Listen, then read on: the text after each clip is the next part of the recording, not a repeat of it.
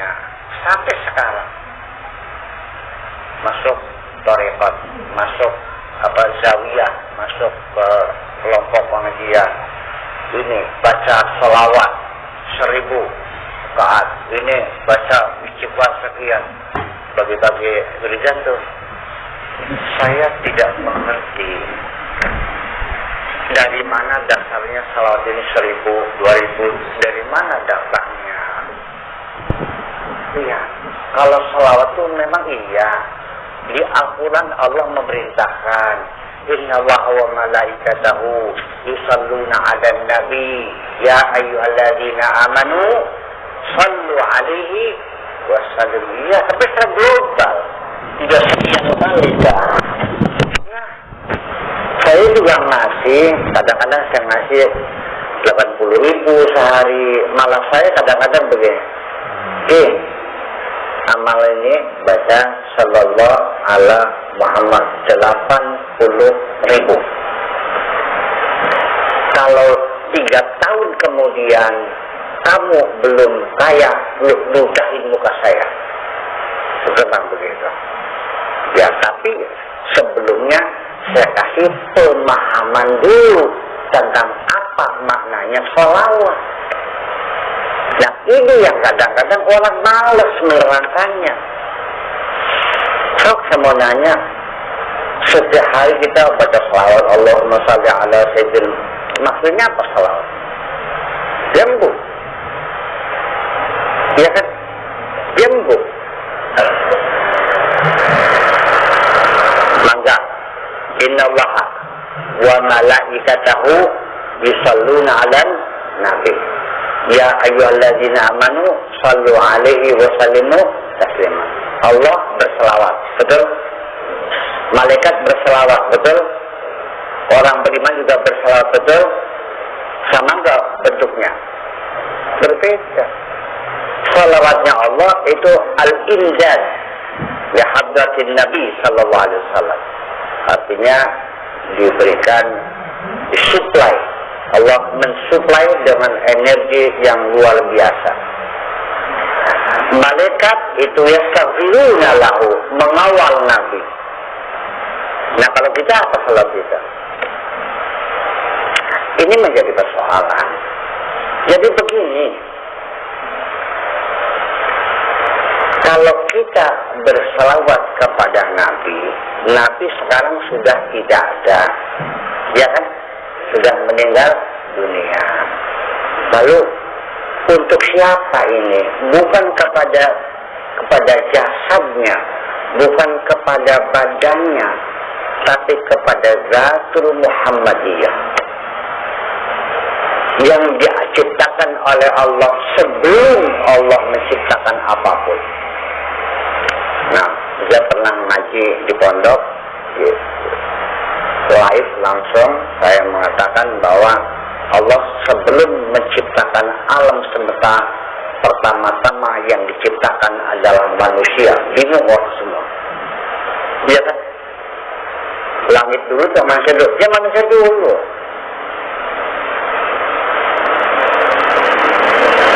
Matahari sama bumi, mana dulu? Ya matahari dulu.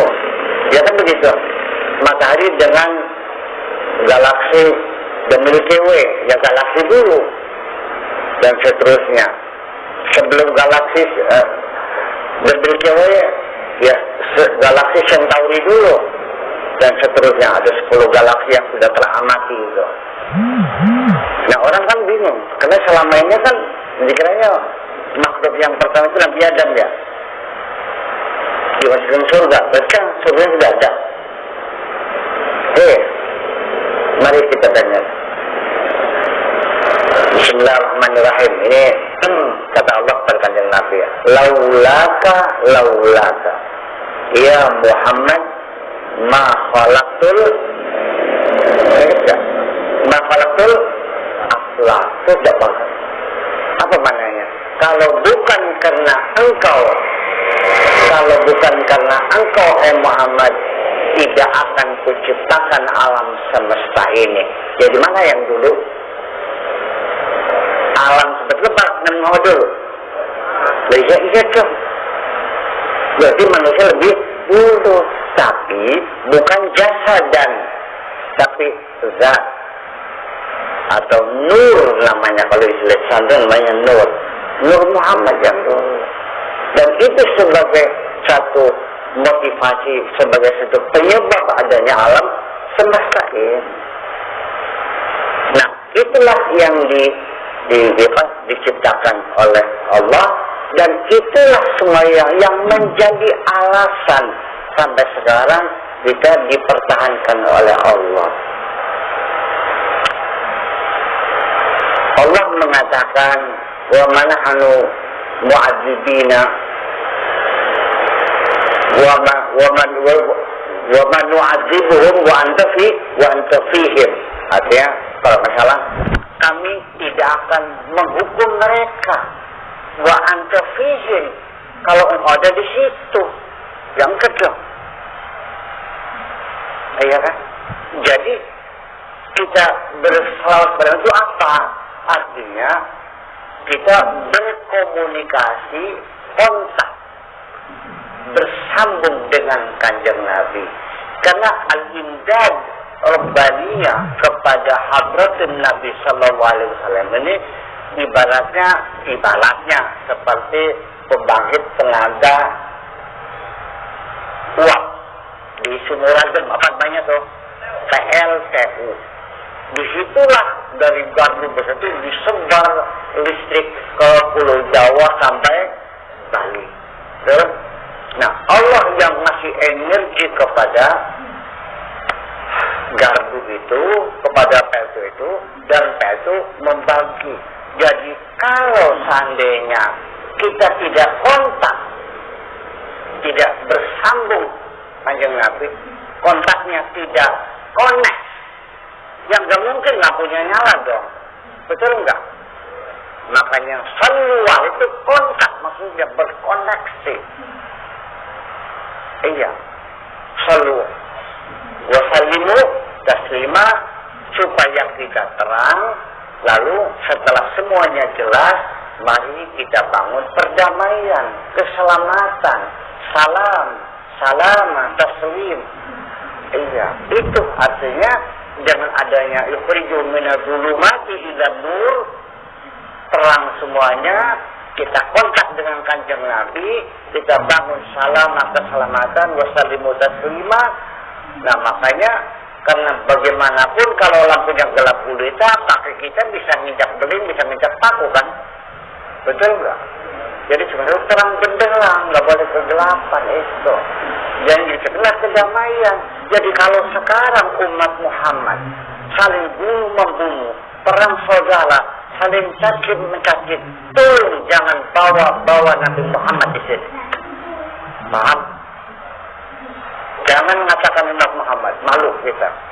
Nabi tidak pernah menyuruh kita saling membunuh sesama kita, dan tidak pernah menyuruh mencaci maki sesama kita. Paham? Iya, perlu ada kejelasan, yaitu makanya kita hadirkan Kanjeng Nabi itu tidak mengenal waktu. Jangan katakan Nabi sudah meninggal, tidak. Nur Muhammad masih ada dalam diri kita sendiri. Kalau sholat bahasa apa? At-tahiyatul mubarakatus salawatut thayyibatu, terus assalamu alaika ayyuhan nabiyyu, terus wa barakatuhu, assalamu alaina wa ala ibadillahi, assalamu alaika ayyuhan nabiyyu, assalamu alaika, mukhatab di depan kita. Kalau enggak ada assalamu alaihi, kalau di hadapan assalamu alaika, berarti ada di mana Kanjeng Nabi? Ada di hadapan kita. Ayyuhan nabiyyu, tidak dikatakan ya ayyuhan nabiyyu. Kalau ya ayyuha itu jauh, nabinya sangat di Madinah, di kuburannya. Tapi kalau ayyuha itu dekat. Ayyuhar rajul dekat. Tapi kalau ya ayyuhar rajul jauh. Makanya assalamu alayka ayyuhan nabiyyu. Kita kasihkan salam kepada beliau, doa selamat. Segimana lagi?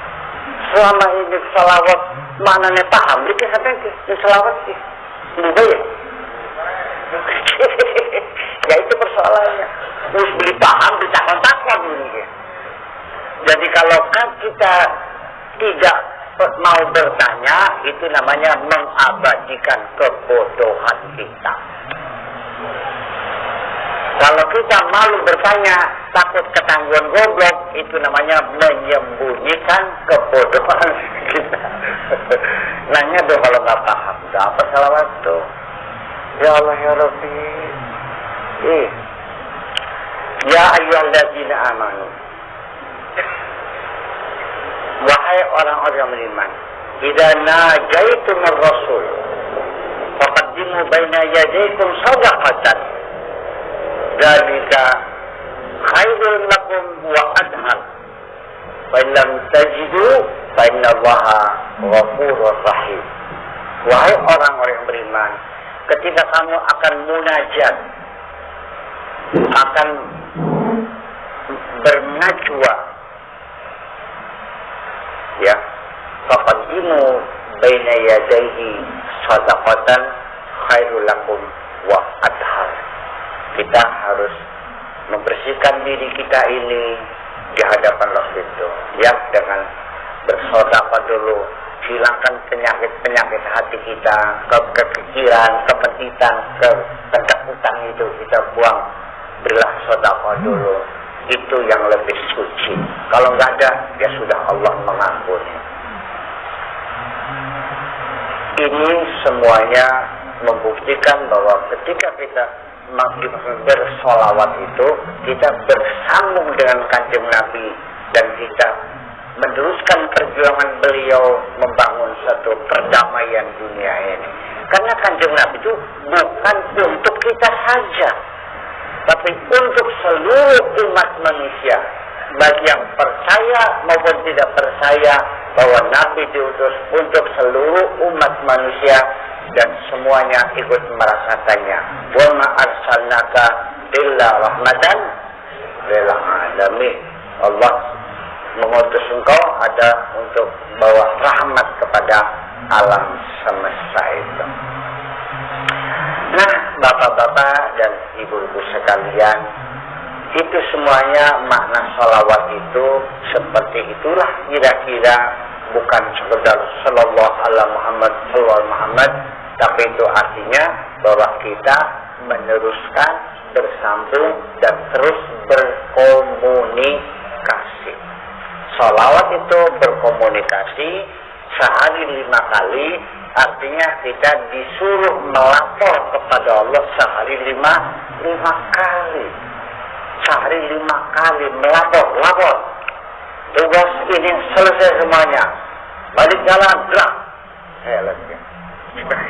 Iya, lapor lagi dari mulai bangun tidur sampai akan tidur. Makanya kalau ingin selamat, tolong jaga hotline. Kerja hotline, iya, harus terus dalam keadaan tegak, nyambung terus. Kapan saja, halo, iya. Jangan lupa selalu putar telepon ini. 4 4 3 4 2. Berapa nomornya? 4 4 3 4 2. Putar 4 4 3. Insyaallah selagi kita dapat bimbingan, percayalah, maka Nur Muhammad itu akan membimbing kita. Sebab bagaimanapun kita dapat informasi awal bahwa Tuhan yang mencipta alam ini namanya Gusti Allah. Itu kan Nabi memberitahu.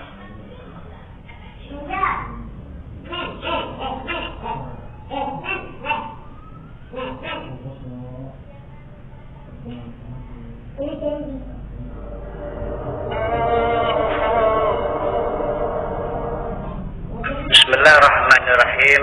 Az-zuhdu minnatun sadihatun. Sikap zuhud itu adalah anugerah Allah yang baik, anugerah dari Allah yang baik, rezeki dari Allah yang baik. Zuhud itu adalah minnatun salihatun. Wa illa fama yuqaddiru ahadun an yashuda ismahu. Kalau tidak karena anugerah Allah, maka tidak mungkin seseorang akan bisa berzuhud terhadap nasibnya sendiri, terhadap bagian hidupnya, terhadap rizkinya. Jadi itu adalah betul-betul anugerah Allah. Maksudnya bukan hasil pendidikan dan bukan hasil pembelajaran, bukan hasil latihan. Memang betul-betul anugerah dari Allah. Al-mu'minu yastarbihu min zaqlil hirsi. Yastarihu min zaqlil hirsi. Orang yang beriman itu adalah orang yang merasa nyaman, tidak pernah merasa terbebani di pundaknya, memikul beban, ya, keinginan, ingin mencari harta, ya, akan merasa nyaman, tidak terbebani menjalani kehidupan ini, santai saja, nyaman-nyaman saja. La yasrahu, dan dia juga tidak serakah, tidak rakus. Disimpainya syarihun, disimpainya fa'ilun, syarihun. Seperti farha yafrahu, disimpainya bukan farihun tapi farihun. Disimpainya fa'ilun, bukan fa'ilun tapi fa'ilun. Artinya rakus. Wala yastajilu, dan juga tidak punya sikap tergopoh-gopoh, terburu-buru. Ya, kalau memang belum waktunya, baiklah, aku tunggu kapan datangnya. Itu saja. Zahada fil asya biqalbihi. Dia berzuhud. Zuhud itu apa sih? Zuhud itu adalah pola hidup sederhana, tidak memaksakan diri. Wayana makan hari ini dengan tempe saja, ya sudah siap makan dengan tempe saja.